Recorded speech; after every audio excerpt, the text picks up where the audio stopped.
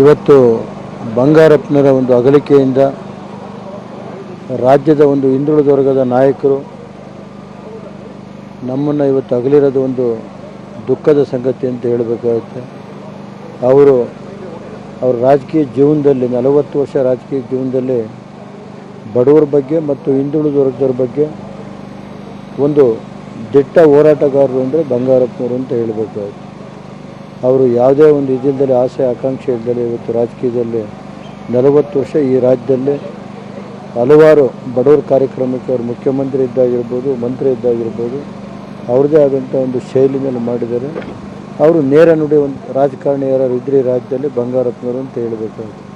ಅವರಿಗೆ ಒಳಗೊಂದು ಹೊರಗೊಂದು ಇರುವಂಥ ರಾಜಕಾರಣಿ ಎಲ್ಲ ನೇರವಾಗಿ ಇವತ್ತು ಹಲವಾರು ಅವರು ರಾಜಕೀಯ ಜೀವನದಲ್ಲೇ ಹೋರಾಟದಿಂದಲೇ ಬಂದಿರೋದು ಅಂತ ಹೇಳಬೇಕಾಗುತ್ತೆ. ಇವತ್ತು ನಮ್ಮ ರಾಜ್ಯದ 5 ಕೋಟಿ ಜನ ಇವತ್ತು ಅವರನ್ನು ಕಳ್ಕೊಂಡಿರೋದು ಒಂದು ದುಃಖ ಸಂಗತಿ.